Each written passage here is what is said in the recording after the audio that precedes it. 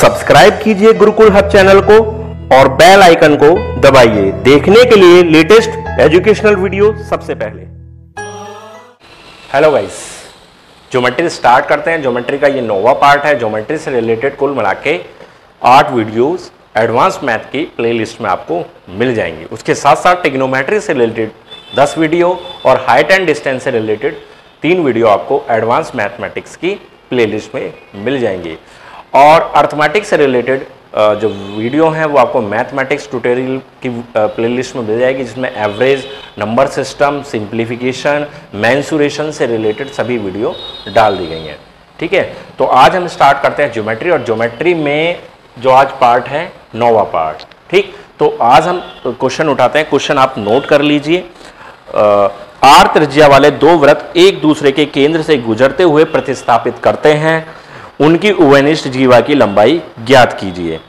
ठीक, इंग्लिश में भी लिख लीजिए। 2 circles having radii r units intersect each other in such a way that each of them passes through the center of the other, then the length of their common chord is।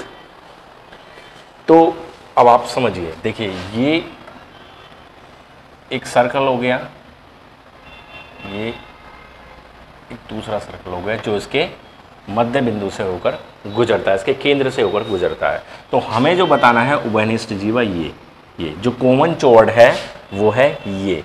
ठीक, समझ गए? तो ये हो गई यहां से यहां तक। अब आप यहां पर एक चीज समझे कि आर त्रिज्या वाले दो वृत्त, यानी कि दोनों की त्रिज्या सेम टू सेम है, यानी कि ये भी आर होगा हमारे पास आर, और यहां से यहां ये सेंटर है तो ये भी हमारे पास आर हो जाता है।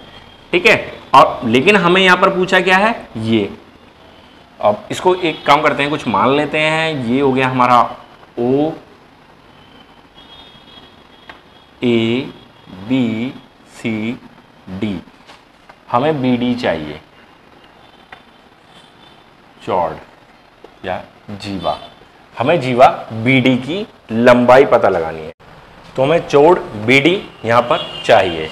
अब ये आर हो जाता है, ए बी आर हो जाता है, बी सी आर हो जाता है, क्योंकि ये दोनों ही वृत्त की त्रिज्याएं हैं। ठीक है, अब यहां से यहां तक की ये जो दूरी है ये भी तो आर ही है, क्योंकि ये अगर इस सर्कल से देखेंगे, फर्स्ट वाले सर्कल से, तो ये इसकी त्रिज्या हो जाती है, और सेकंड वाले सर्कल से देखते हैं तो ये भी इसकी त्रिज्या हो जाती है। जब ये कंप्लीट आर है तो यहां पर बन जाता है r/2 और यहां पर भी बन जाता है r/2। ठीक है, हमें क्या चाहिए? हमें चाहिए BD। तो BD निकालने के लिए सबसे पहले हम निकालेंगे BO, और इसको निकालेंगे पाइथागोरस से। BO² हो जाएगा AB² यानी कि r² माइनस AO² यानी कि r²/4। इसका होल स्क्वायर कर देंगे तो r², 2 का स्क्वायर 4 हो जाएगा। तो यहां पर BO² हो जाएगा 4 r² माइनस r² यानी कि 3r²/4। तो BO हमारे पास बन जाएगा 3r/4 इसका √। तो BO बराबर हो गया, कितना हो गया? r² है ये। ठीक, तो r बाहर आ जाएगा और 4 बाहर आ जाएगा, तो r/2√3। तो BO की जो वैल्यू बनकर आई है, निकल कर आई है, ये आ गई r√3/2। और हमें चाहिए BD, तो BD क्या होगा? ठीक, इसका 2 गुना हो जाएगा, तो 2 × r/2√3। 2 से 2 कैंसिल हो जाएगा, तो r√3 हमारे पास आंसर बन जाएगा, जो भी सेंटीमीटर वगैरह में दिया हुआ है। तो ऐसे हम इसको सॉल्व कर लेंगे। समझ में आया कि दो वृत्त एक दूसरे के केंद्र से होकर गुजरते हैं और उनके बीच एक जीवा बनती है, उभयनिष्ठ जीवा यानी कि कॉमन चोड़। तो उसकी लेंथ हमें बतानी है। इस तरीके से आप इसको सॉल्व करके बता सकते हैं। ठीक है, तो आगे एक क्वेश्चन है, वो नोट कर लीजिए। किसी वृत्त की दो जीवाएं केंद्र पर 60 डिग्री तथा 90 डिग्री का कोण अंतरित करती हैं, तो सही कथन ज्ञात कीजिए। इसमें 4 ऑप्शन दिए हुए हैं, उस ऑप्शन के अकॉर्डिंग हमें आंसर देना होगा।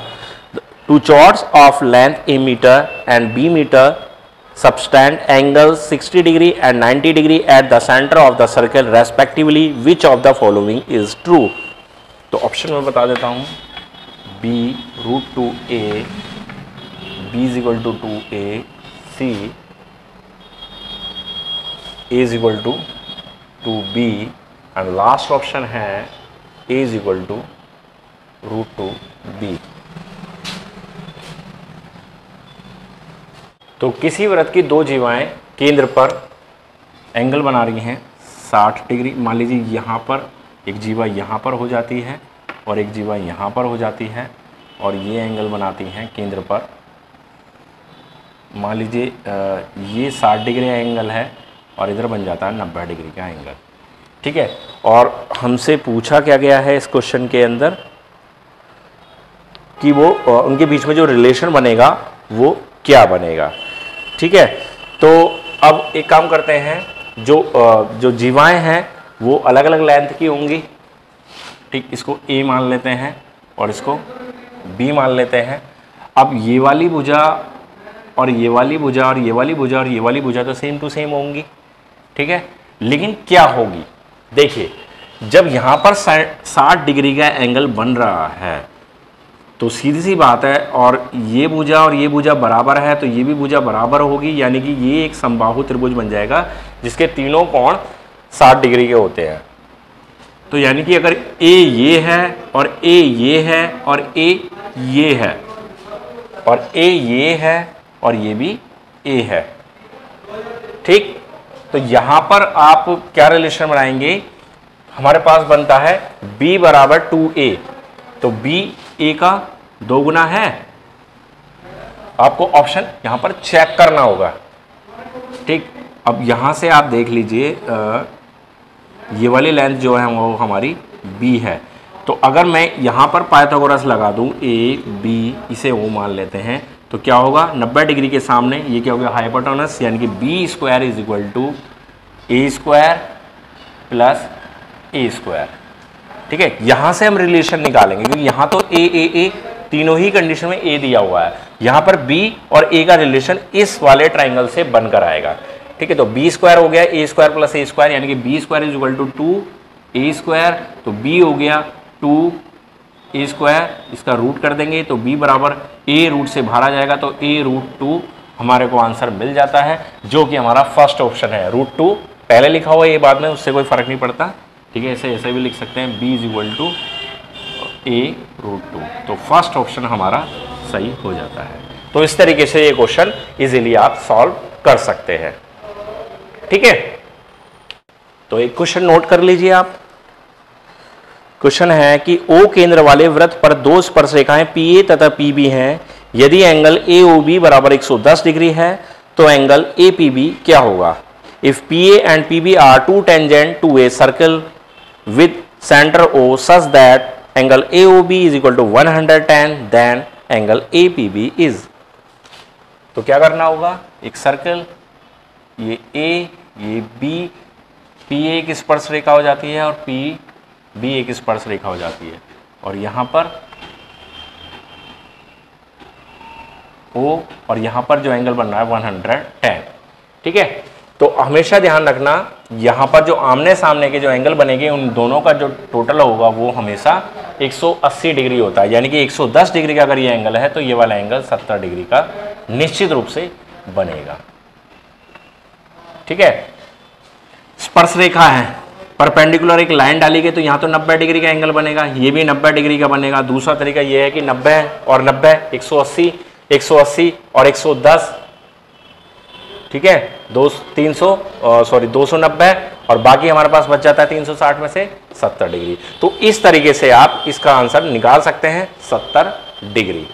ठीक है, तो आगे क्वेश्चन नोट कर लीजिए। क्वेश्चन है कि किसी बिंदु से वृत्त पर खींची गई स्पर्श रेखा की लंबाई 5√3 यूनिट है। यदि वृत्त की त्रिज्या 5 सेंटीमीटर हो तो बिंदु की वृत्त से दूरी ज्ञात कीजिए।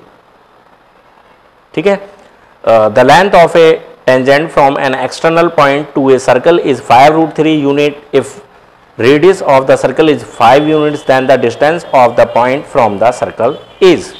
बहुत ही आसान सिंपल सा क्वेश्चन। क्या करेंगे, एक सर्कल और सर्कल से उस दूरी पर यानी कि 5√3 फुट दूरी पर एक पॉइंट है और ये हो जाती है त्रिज्या 5।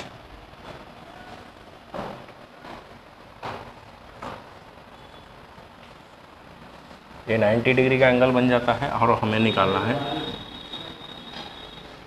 ए बी सी, तो हमें ये निकालना है। तो इसको निकालने का तरीका होता है ए सी स्क्वायर बराबर पाइथागोरस से बिल्कुल 90 डिग्री के सामने बन रहा है 5√3 square plus 5 square.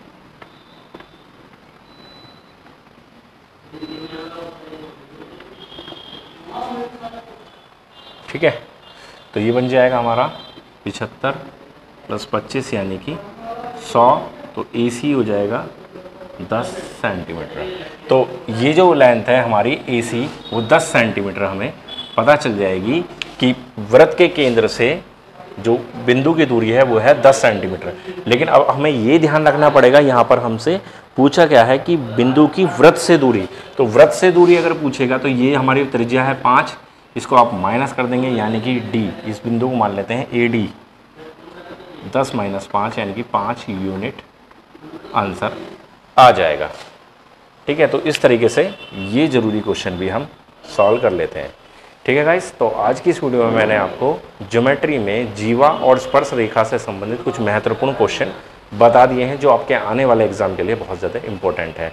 Previous exam में भी लगातार पूछे गए हैं और आने वाले एग्जाम में भी उतने ही ज़रूरी हैं, तो आप इन्हें अच्छे से तैयार कर लीजिए। आपकी बुक में बहुत सारे और अदर क्वेश्चन इसी टाइप के दे रखे होंगे, उनकी ज़्यादा से ज़्यादा प्रैक्टिस कीजिए। ठीक है, अगर आपको आज की वीडियो अच्छी लगी हो तो प्लीज़ लाइक करें, शेयर करें, और आपने अभी तक हमारे चैनल को सब्सक्राइब नहीं किया है तो इसी वीडियो के नीचे एक रेड कलर का बटन है, उस रेड कलर के बटन पर क्लिक करके हमारे चैनल को सब्सक्राइब कर लें। धन्यवाद।